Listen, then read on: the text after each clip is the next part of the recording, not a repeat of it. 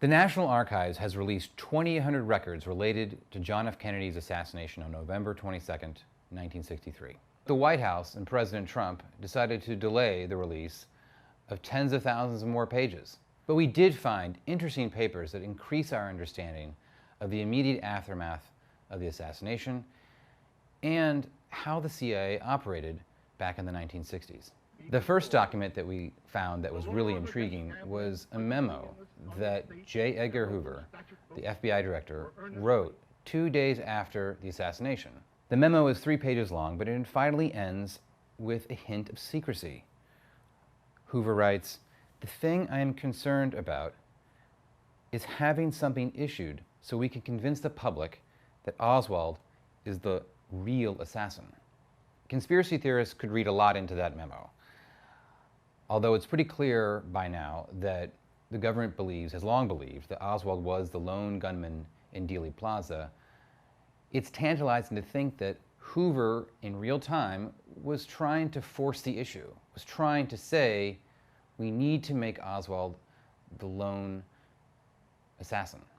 The second most interesting document we could find was a report made in 1975 by President Gerald Ford's general counsel. It was a report on the CIA's assassination attempts over the previous decade. The report described a Pentagon-proposed plan called Operation Bounty, in which leaflets would be dropped by air into Cuba, trying to entice Cubans to kill or capture leaders of Castro's government, including Castro himself. Their reward would be money.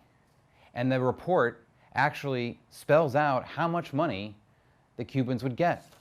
Up to $100,000 for government officials, $97,000 for foreign communist leaders, and $57,000 for department heads. For Castro himself, perhaps for symbolic reasons, just 2 cents.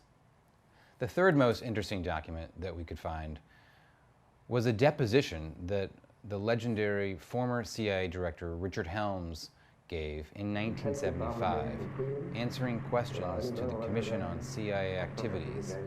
And at one point, the attorney turned to Helms and asked him point blank whether the CIA had any involvement in the assassination of President Kennedy. Well now, the final area of my investigation relates to charges that the CIA was in some way conspiratorially involved with the assassination of President Kennedy.